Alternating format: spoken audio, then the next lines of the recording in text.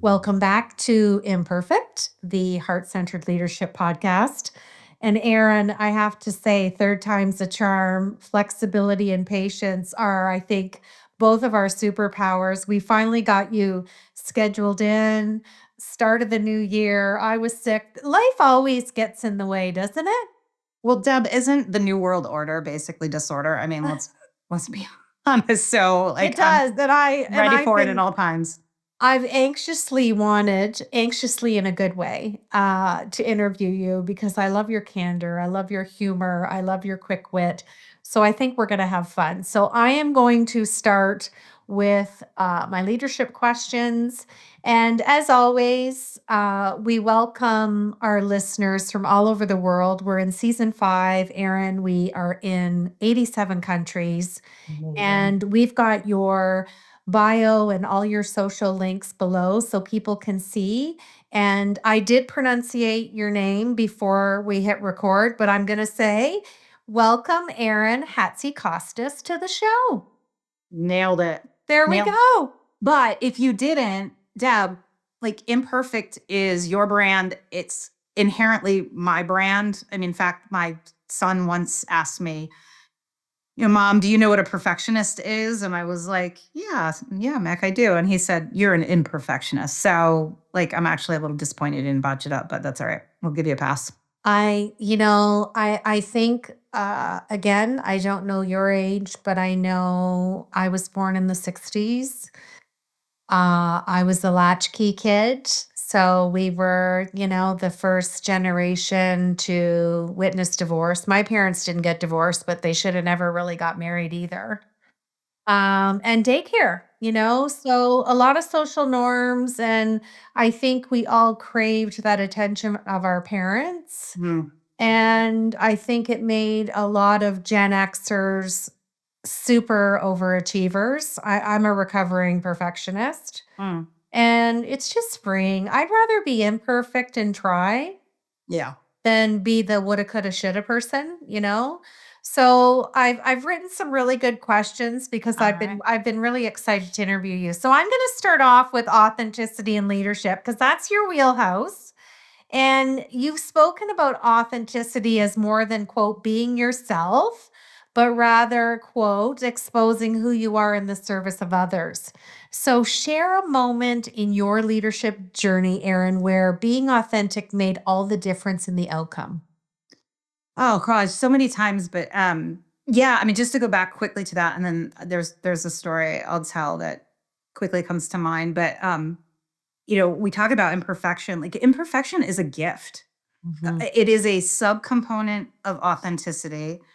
And, we love when things are imperfect. I mean, the best example, let's not even talk about work. Like when you walk into your friend's house and it's messy, do you think, what a slob? No, you think, oh, thank God, like permission to not feel like crap. When they come over and our mail's all over our counter, or our, laundry's, on top of the couch. And so, imperfect in your brand is just such an important piece. And I think it's like a tangible thing that shows like that's a component of authenticity. And when you expose who you are, what I say is when people kind of least expect it, right? So not necessarily, wearing a baseball cap that's your favorite baseball cap to a baseball game, right? But wearing your favorite baseball cap to a leadership team meeting, right? When you do that and you do it for others, you do it in the service of others because it builds that connection and trust and intrigue.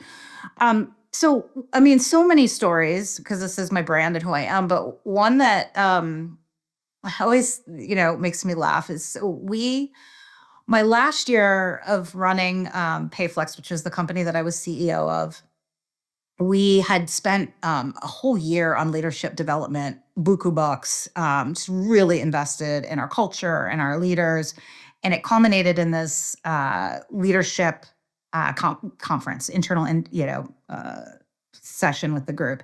And we brought in leaders from our 6 different offices, even I'll never forget several women that were like frontlines customer service when I was out visiting them in Indiana and Omaha. They're like, I got this invite. Am I really supposed to come? They were so excited. We said, no, you are a leader. All 100 people leaders are coming. So we were working with this leadership company, and they were really interesting in that they were good at acquiesce. They did not plan the whole leadership event. They really let us do that, which, at first I was like, well, what am I paying you for? But it was great because what happened is everybody saw us deliver it, not a third party. And so they knew that that leadership stuff wouldn't end when, that leadership company got on a plane and flew away, if you will. So anyway, they had consulted us, and of course, they had me opening it and closing it. And I worked on the open like I do most talks. Like I had structured it out. I don't write talking points. Talking points are Mhm. like, our scripts sort of kill all sincerity and connection. But I had spent a lot of time working on it, and I was prepared. I knew I was going to say, I kind of knew the arc. But the closing, I hadn't done yet. And, I don't think this is too unusual, but I hadn't done it because I knew it needed to be authentic, right? So it needed to be a compilation from the last couple of days. It Mhm. needed to pull in stories. And I thought, I'm just going to waste time writing it because I'm going to just change it, right? But they had given me input. And one of the things they had sent me, they said, you should show this video. Now, you might have seen this video. It's a fairly, it went viral at some point, pre TikTok and Instagram, but it's of a guy at a concert, and everybody's sort of standing around, and all of a sudden he starts dancing. And then once he starts dancing, everybody else starts dancing around him. And but Mhm. it's probably viral because there's like a leadership message overlay over the music, right? It's sort of compiled together. Again, this was in the days way before we had like a bazillion videos like this. And they said, you should show it. And I remember them sending it to me 3 or 4 weeks before. And I thought, okay, I'm not going to show it. I'm going to do it. And so we get into my office. I'll never forget. It wasn't my office. It was next door. It was in a small little office. There were like 5 of us crammed in. It was my head of culture, me, and 3 people from leadership company. And they said, okay, like we start tomorrow. What do you have planned with, what's your closing? Kind of walked them through things. And they said, well, are you going to show the video? I was like, oh, yeah, I forgot about the video. No, I'm not going to show the video. I'm going to be the video. And they said, what do you mean? Well, I'm going to start dancing at the end. And I'm going to see if everybody else starts dancing with me. And the blank stares were just like, they were like, oh. And I looked around and I was like, oh, are you worried, A, that we'll have this amazing 2 days and I'm going to ruin it all by like dancing at the end? Or B, are you kind of worried I'm going to make a fool of myself? And they're like, well, we're not worried about the first thing. I said, perfect. I'm going to do it. And by the way, I had sort of, we had pulled the video back up, and I was like, look, like he's not a leader. He's drunk. And the people that are dancing with him, they're not following him. They're drunk too, right? Like there's some inauthenticity to this leadership Yeah. message. And I said, but I love the concept. So I'm just going to sort of bring it to life. And that's what authentic people do, right? They demonstrate. They don't, Yep. they demonstrate. So, we get to the final day. I sort of give my spiel, wrap it up, and then they cue the music. And I knew, Deb, I knew the 2 people that were going to start dancing right away. They were sitting in the front. They were vivacious women. Sure enough, within, I started doing my signature running man and dancing. And within like, I don't know, 5 seconds, there are 3 people, there are 4 people. And before you know it, everybody's up. And I went into the crowd and picture some of like, no offense, but my old white male leaders who have like no beat to them, but they were like trying, and I was dancing next to them. And we got done, and the leadership, the head of the leadership group was like, "Oh my gosh, like that couldn't have ended in a better way." And those are just the moments where being authentic. Part of it is fighting through ego, fighting through passing the test, i.e., getting it right, and doing stuff that it's not always had to be make a fool of yourself, but that goes against the norm, and that ultimately that is going to create connection and trust in a 3D experience way more than the norm, a video, Absolutely. quote, Yeah. etc. That's a great story. I love it. I was getting the visual of you busting the moves. Okay, Mm-hmm. let's talk about intrinsic motivation and leadership. You've said that you don't believe in leading purely with discipline, but instead focus on inspiring intrinsic motivation. I am your BFF in this ring right now. How can leaders cultivate that kind of motivation in their teams, but also balance those business objectives? Yeah, yeah. So I mean, I always say it's you can either win with discipline or you can win with differentiation. Um, Are they totally binary? No, but I believe that there are two primary paths. A company can work really much harder than the company next door, or they can just be different. So that's one core principle. The number one way, I go back to the 50% rule, which is my little hack, is my second book. Let me tell you what that is. I think it's like the single biggest hack that you can use for yourself, but also to lead people and then to differentiate your business. And then I want to talk about the science behind it. So the 50% rule essentially says that anytime you're doing something, taking advice, learning from a mentor, given the playbook, working on a process that's been in the company forever, only do about half normal. Like, take about 50% of the things that you like, that seem to work, that align with your personal values, that feel like they're fresh and not stale and old, but give yourself permission to throw out about half.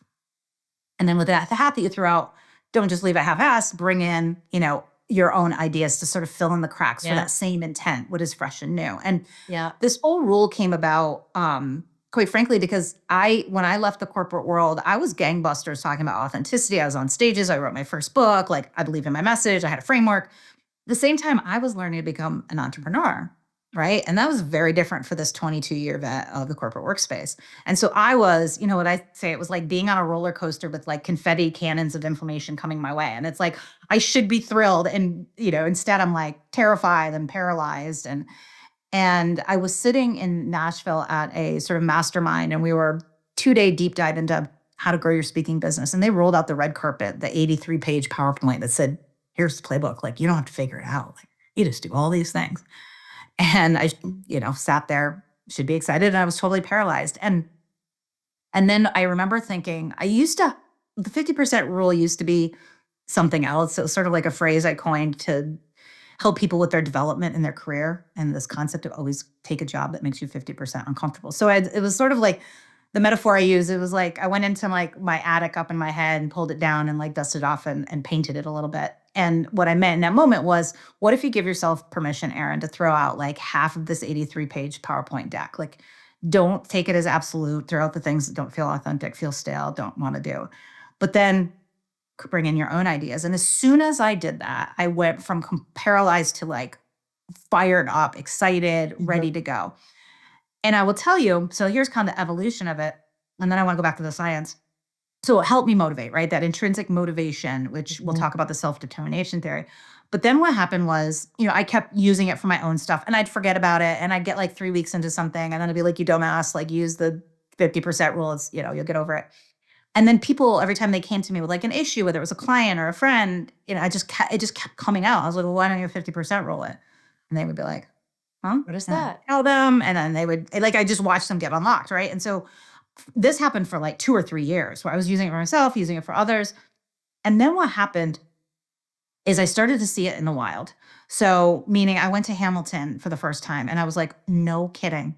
Lin-Manuel Miranda, 50% ruled Broadway. That's why it's so successful. He did half normal, half new. I saw the John Madden documentary. I'm like, oh my gosh, he 50% ruled broadcasting. That's why he exploded. He didn't do it all normal, right? Weird Al Yankovic, 50% ruled music. He's a terrible singer. He's a superstar, right? He did half and half. So with Spotify and Whitney Houston, and I just started seeing all these places. And so what first was a rule to just motivate was also the same thing to differentiate. And I bring that up because you said, well, how do we balance motivation with getting business results? And the 50% rule, and it's not rocket science. So on the motivation side, there's a theory called the self-determination theory. Have you ever heard of? I haven't. No.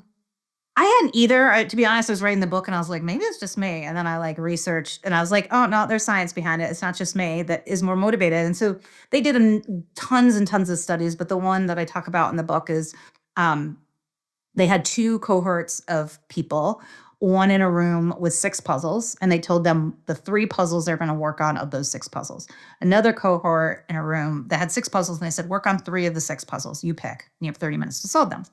Now, like with any good experiment, the experiment wasn't to see actually how fast each group finished the puzzles. What they did is once they both finished, then they pretended to go to another room to do something, and they left people. And this was back in the 70s. So they didn't have their cell phones to scroll. They left a few magazines and they left the puzzles.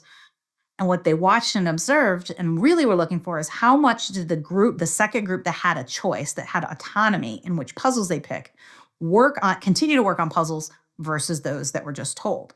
And what they found was that second group that had that autonomy, had that choice, were 50% more, likely to were working on the puzzles even when they're not supposed to work on them, right? And so they essentially went in with a theory that most people think money is the number one motivator, and they sort of proved their theory that it isn't just money. It's autonomy, it's control, it's a say, at least a partial say in Yeah. what they're doing. And so the 50% rule is so beautiful because it doesn't say it doesn't say just go out and do your own thing, boo, do you, boo, like be innovative, like all those things which feel like not tangible, right? It's sort of grounded. It's like, nope, do about half normal. So there's your like grounding, but then put your own half flair. And then on the differentiation side, it's people get sick of the same stuff, right? And so when, Hamilton came out with a musical which by the way was not his first musical using hip hop, but that juxtaposed. His first one was sort of you expected hip hop because it was In the Heights was called, and it was Latinx modern day. You sort of would expect that. Come out with a bunch of white dudes that wrote with feather pens and wore wigs, doing hip hop, right? It was that unexpected jolt. Same thing with Weird Al. People were into pop music, but then all of a sudden you hear pop music with different lyrics that are funny. Like, what a fresh and new thing. And so the 50% rule, you can apply it to, the invitations you're sending out for your kid's birthday party, as minor as that, to, your biggest strategies. And you will get both motivated people and you will get business success. I love that. I love that. And thanks for sharing that new model. It's always nice. There's so much research, and I mean, we could spend days and weeks and months and years deep diving, and that's cool because I was a little kid then. So it's always Mm. nice to hear the perspective of research without all the imminence of today's technology, which is Right. perfect. Okay, let's talk about our favorite topic, shall we? Mm. Imperfection. Imperfection. Love it. You admit not to being the most organized leader, yet people love working with you. So, what's one tip you could give to leaders who feel the pressure to be perfect but fear to show their imperfection? Experiment. Experiment. I mean, with everything in authenticity, I always say I don't change people, I change their addiction. And that addiction to being more imperfect, being more Mhm. authentic comes when you just experiment and you collect the quote unquote data. The Yeah, data could come in smiles, it could come in attention, it could come in somebody responding that normally doesn't. Um, you know, I, I think my authentic leadership covers a lot of my flaws and gives me the right, like, my team gives me so much more permission. They know when we come into a team meeting, it's not gonna have a perfect agenda, and I might not have, all my thoughts together or what have you. But they come into such a safe zone, a zone where I'm always thinking about them. I'm never acting perfect so that they don't have to feel to be perfect. So, I think the first step is just starting with, um, collecting some humility moments. This is a big thing I do in workshops and keynotes, this concept of a humility moment, which is as simple as it's a story behind something you're not very good at. absolutely. It's interesting. You're making me think of I was at a client's before Christmas and we were in the boardroom and everybody came in and the EA to the CEO came in last. And Mm. I looked at her and I smiled and the door closed and everybody was quiet and she was still standing up and everyone was looking at her. And I'll use a different name. And I said, Leslie, did you get your hair done? And she just blank looked at me and she started to cry. And everyone's kind of like, what's going on? She said, 2 weeks ago, and you're the only person that's noticed. Mm. So that was a nice segue into starting a conversation. It Absolutely. really is those little things because we are in attention overdraft, Mhm. but it's a choice too. Yeah. Well, in that example, like, you had the courage to not, like, we're just spending so much time trying to look smart and, like, get the test right, and there is no freaking test like there is in, middle school and Absolutely, high school. Like, absolutely.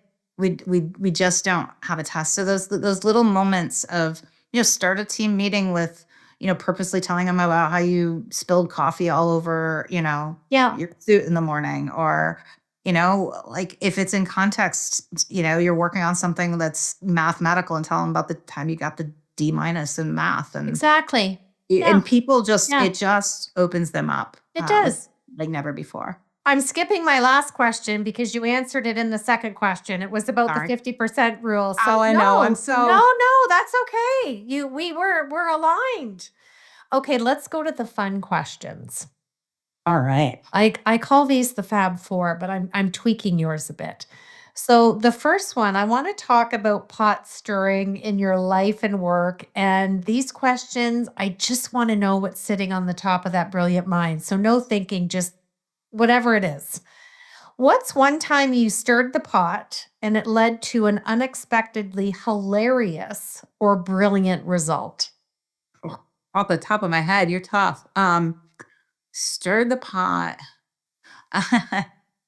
So when I was CEO of the company, I was still within a larger parent company. So I had, as we all do, I had bosses, right? And there was this other company that wanted to do a big strategic initiative with the parent company, Aetna, and it sort of naturally fell into our lap. And we had worked with them for about 6 months. The product they wanted to develop had so many holes in it, so many risks.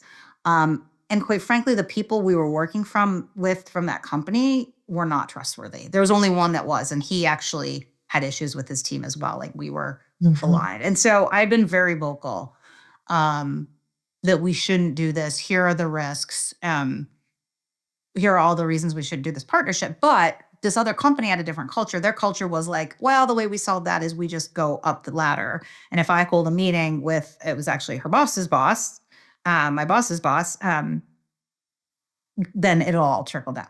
And so the CEO of this company and like a couple of his team members came in, and it was actually up in Massachusetts. I drove up, met with my boss, my boss's boss. My boss's boss, just to get a picture, is this big scruffy guy. He used to be the CEO of Caesars Entertainment. He's also a professor at Harvard. He talks like this.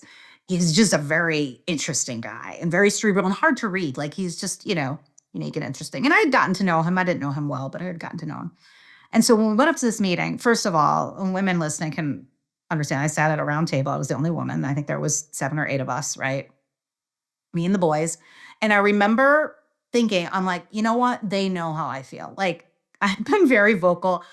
I'm just gonna sit back. Like I'm exhausted. Like if they're gonna, and I've already told my boss if they want to continue this project, it's not gonna be led under our team. It just isn't. So I'm just gonna sit here and listen. Well, Deb, we get like maybe 3 minutes into the meeting, and one of the guys I can't stand at other company says something that's totally wrong. And so I pipe up and I clarify what he said and make sure that they understand it's right. And then once I had opened my mouth, right, like the meeting's going on, I'm giving my input. I mean, I'm not taking over the meeting, but like this whole like be a fly on the wall was not working out very well.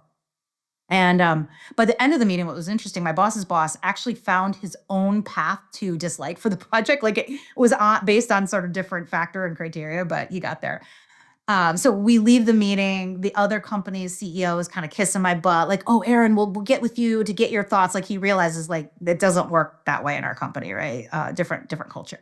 So fast forward about a month later, I remember it was Christmas time. I was back up at this office in Massachusetts, and his name's Gary, and Gary was there. I was in my boss's office, and we were talking. And Gary walks in. It's the first time I'd seen him since that meeting, and he looks at me and he goes, "I'll change the name. If that Clyde guy ends up dead or missing, you're the first place they're gonna look," he says to me. And that was the moment I knew that like I just I can't acquiesce. I am who I am. Yeah, And the wall is not something. And if the pot needs to be stirred, I'm gonna stir it. And people absolutely. people are gonna probably notice. Yeah. Okay, let's talk about the fun side of work. If I give you a magic wand and I say to you, Erin, you get to create a new corporate holiday that embodies your leadership style. What's it called and how would people celebrate it? It would probably be called No PowerPoint Party, No PowerPoint Party, and it would mark the first day of the end of internal PowerPoints. So it wouldn't be a one-day event, it would just Ye be it would be like a kickoff Yeah. to an extermination of It'd be it. like a carousel, like a PowerPoint. That is so funny. The And, amount we are of all PowerPointed money to death. and time and intelligence wasted on crafting cute little bullets and Yes, figurines by people that 99% did not go to art school is the biggest travesty in the freaking corporate workplace. it That's is. how I feel about that. That's hilarious. Okay, let's talk about unexpected authenticity moment. Mm. Who is the last person that you've either connected with through authenticity or even in an unconventional way that made somebody laugh or something just completely was unplanned and it was what I like to call serendipity, organic. And you can change the name. Who was that person and kind of give us a Yeah. high level overview? It was Dan Odell just last week. So, serendipity, and these are sort of related, but sort of not. But so last week I had a keynote that was out in Kansas City.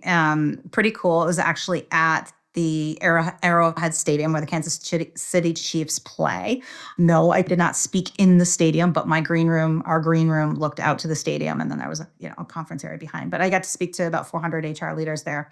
And so I was already super excited. They're the nicest people in the world, super welcoming, big event. So excited going into it. First serendipity, I get on the plane through Charlotte. And so I fly up in Hartford to Charlotte. And then I get on my connecting in Charlotte to go to Kansas City. And I walk on, and almost immediately I see this cute little blonde woman with this big flip hair to the right.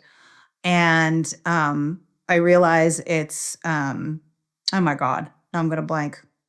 Why is it's not Laura? What else? Oh my gosh, what's her name? We'll call her Laura. Oh my gosh, my brain. This is terrible. Anyway, she was somebody I just met in November through a friend at a professional development conference, and I had just had her on my podcast. She had me on hers, and she lives down in Charlotte. So I was like, oh my gosh, she was going out to Kansas City to do a different talk. So super crazy. She's in the real estate industry, by the way. So then I get out to Kansas City, and the night before the talk, we had a dinner, and I knew the group that was organizing the event was hosting it, and there were going to be some other people there, but I didn't know exactly who was going to be there. Well, two of the people, Dan and Maria Odell, were there, and they own a very successful real estate company in Kansas City, and they were the top sponsors of this conference, which is pretty incredible because some of the other sponsors were T-Mobile, Garmin, locked in, like Fortune 500 companies. They were the marquee sponsor. So God bless them, right, for investing in their community, investing in this program. And a little bit older couple, a little older than me, and they're sort of maybe early to mid 60s. And so we obviously had a great dinner, all talking. And at one point, Dan sort of looks at me and he says, Erin, I'm paraphrasing, but he's like, you are just going to crush it tomorrow. We need your message more than ever. What you talk about is so important. He goes on. It was like this impromptu, motivational speech, turn of the tables. I'm supposed to be there to motivate them with such sincerity and such a little bit juxtaposition. He's an older white male from Kansas City. I'm not younger. I'm freaking 50, but younger than him. Think I'm still young. A woman that talks about authenticity, totally different marketplace. And it was so empowering. And then the funny part, Lee Brown is who I saw. Jesus, Lee Brown on the plane. And towards the end of the dinner, talking about, I knew they were in real estate, but then they're talking about, Maria does some speaking and stuff. And I knew Lee was a big speaker. I'm like, I feel like a dork asking, but any chance you know Lee Brown? And they're like, oh my gosh, we know Lee really well. And then he said something about Barb Betts, who is the person that I actually knew that introduced me to Lee, that's also in the real estate area. So poor Barb, she had such FOMO because I had already sent her a picture of me and Lee on the plane. Then I sent her a picture of me and Maria and Dan, who are basically her parents in the industry. They're partners in some ways. It That's was just cool. so serendipitous. And to be able to go into that talk with that level of just uh, depth and appreciation and inspiration to me, like I crushed that talk so hard the next day. It was absolutely one of the best days of my professional That's career. awesome.